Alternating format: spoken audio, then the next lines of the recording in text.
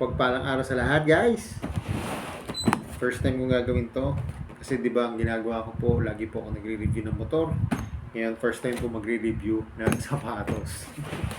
Ang nagustuhan ko lang kasi guys, i-review to. Kasi first time kong bumili ng ganito. Ito po yung Jordan Luca. Ayan po siya. Jordan Luca 0.77 PF. Ayan. Ang box nito guys, all black. Tapos gold, yung print. Ayan. Ito po yung makikita nyo sa kanyang box. Jumpman logo. Dito po sa gilid, Jumpman logo. Dito po may nakalagay na 23. Tapos ito po yung detail. Ayan, ito po yung mga details ng sapatos. May sticker po dito sa ilalim. Saka ito, yung made. Ito nga po made of, yung sa box niya lang po. Ayan. So yun guys, ito pupuksan ko na, papakita ko na sa inyo.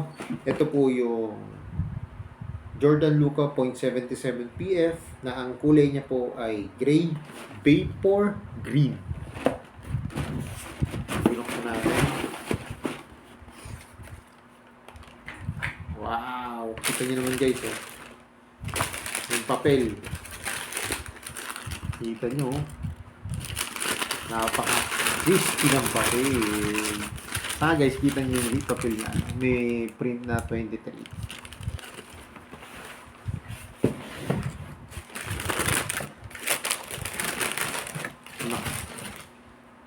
Napakaganda nito guys. Tignan nyo naman. No. Kaganda. Okay, ito isa. Oh, guys, oh. Pakita ko sa inyo yung details ng sapatos. Yan. Ito po yung right na pair niya. Unang-una nyo makikita, ito may 77 dito. Alam naman natin, yan ang number ni Luca. Jumpman logo. Dito po, may Jumpman logo ulit. May nakalagay po dito na Air Zoom. Yan, Air Zoom. Para ho siyang light green. Ganda o, light green. Tapos ito po blue. Yung material naman po, ito po mesh. Ito leather. Ganda o. Sa dila naman po niya, ayan po, yung logo ni Luca. Saka guys, so ito, meron siyang dahi na heart, kulay orange yung ginamit na sinulid. Yan. Ganda, ang ganda design. Good po siya pag makikita niya na actual. Siyempre, yung etiketa niya, yung size niya, may QR code din po siya. Pwede nyo siyang i-scan para malaman nyo kung original siya o fake. Pati po sa box, alam ko meron dapat yun. Ayan po, may QR code siya dito. Ayan, at least may i-scan nyo siya kung original siya o fake. Kagandahan ito guys, so gum sole siya. Gum sole na siya. Ito, yung rubber na white. Ito clear po. May nakalagay po dito, Air Zoom. Tapos yung logo ni Luca. Yung mga ganitong quality guys, maganda to kasi pwede siyang pang basketball, pwede siyang pang volleyball. Pwede nga rin to guys, pang badminton, yung mga nagba-badminton. Saka yung uso-uso ngayon, yung nickel ball. Yung pwede ito guys. So, kasi kita nyo naman yung traction niya. Ang ganda ng traction hanggang dito yan, no? Kaya yung mga talagang may mga movement po kayo na magbe-bend kayo yung yung dito kayo gagamit ng puwersa pag tumatakbo kayo, ayan, no? Ang ganda eh. Tsaka kaganda ito guys. Itong sapatos na to, budget lang to. Buti nga po't naglabas si Luca naglabas po ang Jordan brand na ang player po ay yung signature shoes ni Luca na ganito po, budget friendly. Kasi syempre, yung kagaya natin ng mga minimum wage earner, gusto natin mag Jordan. Pero syempre kasi minsan makikita mo ang presyo ng Jordan almost 10,000 gano'n. Lalo na pag signature shoes. Kagaya po nito, nakaluka ka na. Ang presyo kasi nito guys, sa mall around nasa 5,475. Yan.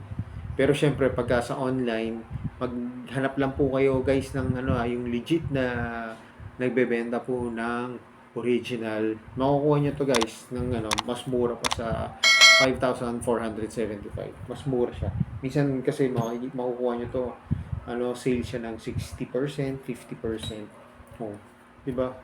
At least may panlaro ka na lalo na ngayong summer. Kasi ngayong summer guys, 'di ba? Usong-uso ngayon ng liga.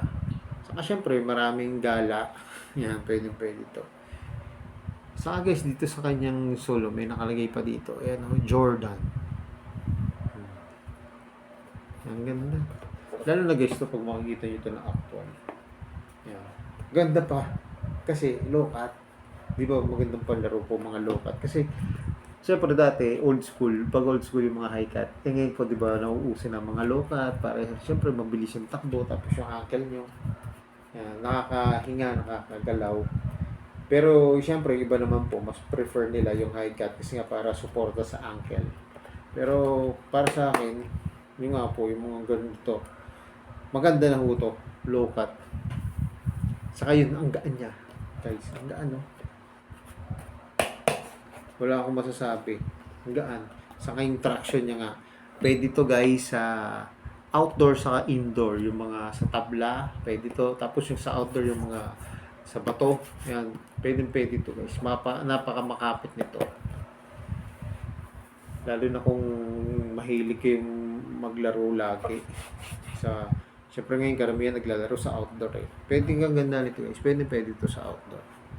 Yun nga lang, ang payo ko lang, pag mga ganito pong gum sole, huwag nyo po siyang i-stock na matagal. Dapat pag nagamit nyo na siya, once na nagamit na, naisuot na siya, pagka wala kang laro o naman po, gamitin nyo po siya. Kunyari, once o twice a week gamitin nyo siya. Kunyari, lalabas lang kayo, walking lang. Kasi pagka po yung ganitong material, naitago nyo po. Lalo na yung pag ganito po kasi na material na gum sole, yung naitabi nyo, hindi nyo siya nagamit. Ang nangyayari po, narupok po to. Parang, siya yung nalutong na pag binend nyo pumuputok na lang. Kaya yung pag once na magamit nyo na to, mailakad nyo na, may panlaro nyo na, gamitin nyo siya. Huwag nyo lang siyang i-stack sa box. Lalo na po sa box. Yung naka-stack up lang siya dito sa box niya. Pwede to, ilabas nyo na, yung nakahanginan siyang ganyan. Kasi naka-try na rin ako ng gano'n. Yan. Siya, hindi ko siya ginamit. Pero iniwan ko siya sa box. Siguro ginamit ko lang yun twice o thrice. Tapos tinabi ko na sa box kasi nga hindi ako masyado nakakapag-basketball na. Pag okay naman siya, maganda siya. Pero nung ginamit ko siya, biglang natanggal yung buwelas. Natanggal siya kasi syempre, di ba hindi nagagamit. Hindi, yung kasi may mga material po ito na pagka hindi ginagamit na expire po. Pero kung siya naman po ay hindi nyo pagagamitin, okay lang po. Kunyari, ito po, ganito, brand nyo, hindi pa siya nagagamit. Okay lang po na ilagay nyo lang sa box na wag yung ilabas. Hindi naman masisira to. Pero pag nasuot nyo na at napangitakbo nyo na, napanlakad nyo na, gamitin nyo lang ng gamitin. Guys, ganda Ayan. Saka to guys, ang kagandahan nito, may colorway to na nakita ko, black and white. Tapos meron tong red. Maganda yung red nito guys. Para siyang red orange. Hindi ko maano. Pero nakita ko na nga dati sa laro ni game ni Lucas. Sinuot niya na yun. Ang ganda nun. Yun. Yung mga may gusto lang mga bright color sa court. Nako. Pag may makita kayo ng red dito, red orange yun. Maganda. Purong red siya. Pero yung mga Jampan logo yan, itim yan. Itim ang print yan. Ito, Jampan logo. Tapos ito yata yung air zoom. Yan. Hindi lang natin to guys may try. Kasi nga, pina-review lang. Pero, gaya ako, nabili ako talaga ng rubber shoes dati. Gusto ko yung mga ganito. Maganda to guys. Saka guys, ang maganda dito nga pala, pag bumili kayo, huwag kayong kunyari, ang size ng paa nyo ay 9, may allowance ng konti na yun, huwag na kayo magpapasobra yung mga 9.5. Mas maganda yung gano'n na pag bumili kayo ng sapatos, konti lang ang sobra, wag yung masyadong exceed. Kasi yung iba kasi gusto nila yung comfort, pero sobrang laki ng binibili. Tapos gusto kasi nila yung nakakagalaw yung paa. Kasi minsan yun po yung prone sa ano eh, tapilok pagka yung sobrang laki ng ginagalawan ng paa. Maganda kasi yung parang sakto lang. Basta bibili kayo yung sakto. Kunyari, ang size nyo po ay 9 hanggang 9.5 lang. Huwag na kayong bibili ng 10. Ayan. Mas maganda kasi yung ganon. Lalo na sa mga nagbabasketball. Alam nila yun na maganda kasi sa basketball, may luwag lang ng konti. Huwag yung masyadong masikip na mga rubber shoes. Kasi minsan tayo, pag naglalaro tayo, nagdodoble tayong medyas. Yun, natadagdagan na yung sikip. Saka ito guys, ang pansin ko rito, pang ano to, parang ang tulis. Parang maganda to do sa mga patulis ng paa, hindi yung mga flat, yung mga ano yung paa, yung lapat na lapat. Yan, maganda, makipot kasi to. Yan. So yan guys, hanggang dito lang itong review natin sa Jordan Luka 0.77 PF. Pagka may panahon kayo, may time kayo, pasyalan nyo na sa mga outlet na mga bilihan ng sapatos. Kasi pag nakita nyo na to, magugustuhan nyo talaga ito guys. Ang ganda nito. Yan. Saka yun nga po, budget lang na signature shoes ng isang player na magaling. Yan, diba? Saka Jordan eh. Diba? Ano pa nga hanapin nyo? Jordan. Yan. Jordan brand. Kaya pasyalan nyo na guys sa mga pinapasyalan nyo ng mga bilihan ng mga sapatos. At payo ko lang po, kung bibili kayo sa online, yung mga trusted nyo lang po na nagbebenta ng original. Kasi syempre nga ngayon, marami po nagbebenta, mas magandang bumili. Yun nga po, alam naman natin, napakahirap bago kitain ng pera. Mas magandang bumili dun sa totoong nagbebenta. Yung kung original siya, sabihin agad. Kung hindi siya original, sabihin din agad. Kasi nasa customer pa rin naman yun. Siyempre, yung iba kasi gusto nila talaga mas mura. Prefer nila yung mga hindi talaga original. Yung parang kung tawagin nila OEM o kaya UA. Pero siyempre, kung may budget ka, mag-original ka na lang. Saka, humanap ka na lang ng mga same. Kahit mga generic lang na rubber shoes, mga Nike, Adidas, Jordan, okay na yun, basta original. Kasi syempre may mga material po to na nakadesign talaga sa paglalaro. Yung mga ginamit na cushion, yung mga pampalambot, sa mga ankle, yan. Saka yung material ng rubber niya. Ginamit yun para, syempre sa mga players na lalo na yung mga maraming movement na ginagawa. Kasi syempre kung mumurahin yan, baka hindi natin alam yung durability niya. Yan. Ganda oh, gaan no. So yun guys, hanggang dito na lang. Salamat po sa panonood. Pa-like, share, and subscribe po sa aking YouTube channel.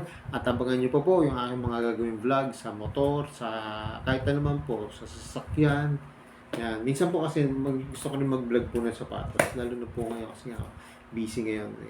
Full po ngayon sa pagtatrabaho. Talagang hectic po yung schedule ko sa trabaho. Sa nag-aalaga po kasi ako ng aking baby. Yeah. Sige po. God bless po. Bye-bye.